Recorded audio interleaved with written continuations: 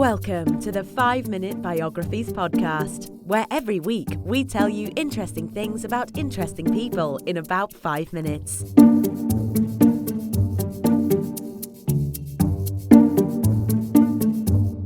And now here is your host, Wayne Armstrong. Hi, I'm Wayne Armstrong. Welcome to the 5-Minute Biographies podcast, Season 4, Episode 6, Julius Caesar. Julius Caesar is sometimes regarded as more myth than man due to his famous, or perhaps rather notorious, place in history as the harbinger of the end of the Roman Republic and the first emperor in the Roman Empire. A brilliant tactician, politically savvy, and intellectually enlightened writer of Latin prose, Julius Caesar was the embodiment of all that was right and wrong in the Roman Republic. Julius Caesar's family was of little note during the 1st century. They were minor nobility at best, although the Caesar lineage claims that it harkens back all the way to a Trojan prince who was the son of the goddess Venus. However, for his family, those high glory days seemed to be long gone. They were not bad off, but they were certainly not a family great leadership was expected to hail from. Julius Caesar himself was born in 100 BC, the son of Gaius Julius Caesar, and little is known of his early days and childhood, apart from the death of his father while he was still young. With the death of his father, Julius became the head of the family at the age of 16. During the same period, the family was involved with some political rivalry, which had arisen between Julius Caesar's uncle and another politician, Lucius Sulla. Unfortunately, this rivalry led to a Roman civil war, and Caesar's family found themselves on the losing side, a situation which was effectively the beginning of the end for the Roman Republic. Stripped of title, nobility, and political influence, Julius Caesar went into hiding for his own safety after the end of the civil war. Due to the intervention of his mother, who still wielded some influence with Sulla, Caesar was allowed to return, but still concerned for his personal safety, decided to join the army instead.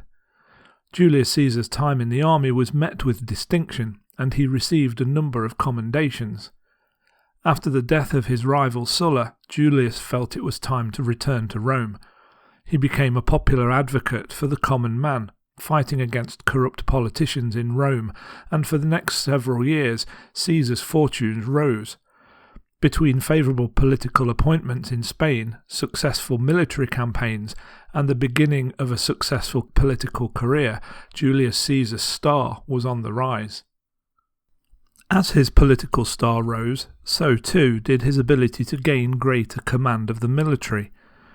With 4 legions under his command and several provinces bordering his that were unclaimed territory, the time was ripe for Caesar's famous conquest of Gaul.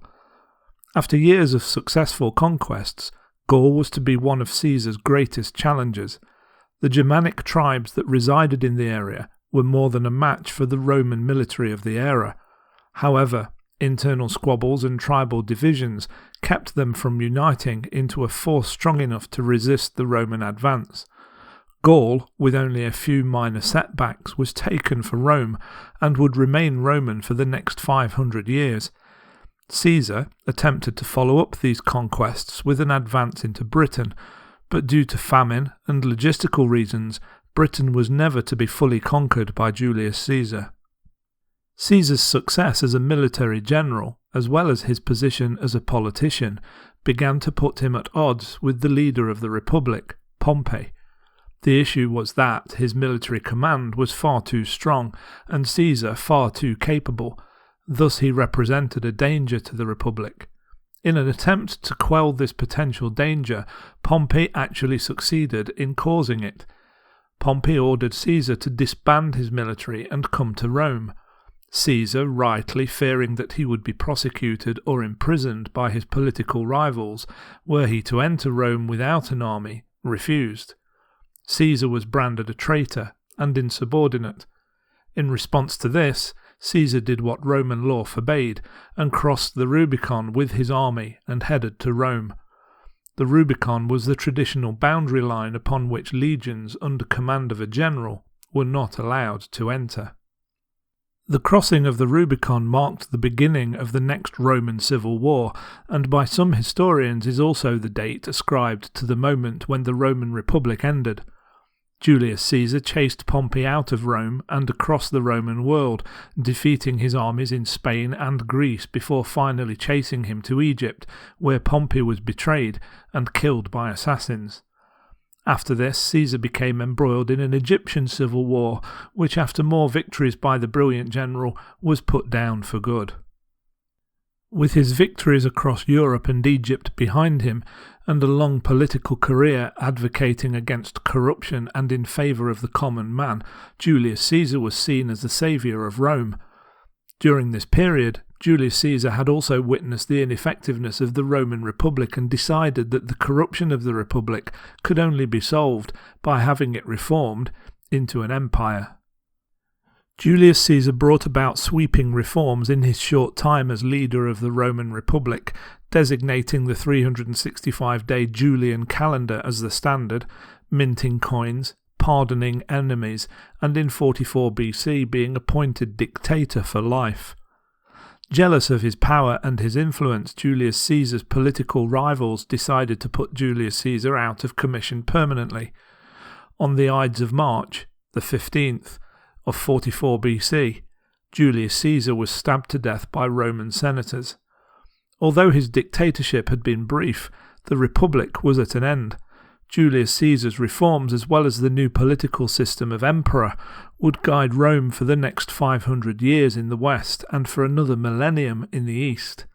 Julius Caesar, in his brief life, had changed the world forever.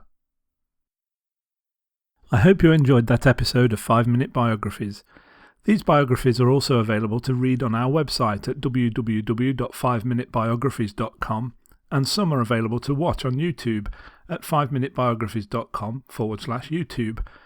You'll also find us on Twitter and Facebook, so please follow us to get notified of when new biographies are published. If you would like to know about an inexpensive way to support the show, you might like to know that 5-Minute Biographies has just published its third book. It's called Medieval Monarchs and includes biographies of 11 different kings of England from 1066 through to 1377. It only costs 99 cents at Amazon, so if you want to check it out, please head on over to 5minutebiographies.com/book 3. Thanks for listening, and I'll see you next time. Thanks for listening to the 5-Minute Biographies podcast at www.5minutebiographies.com.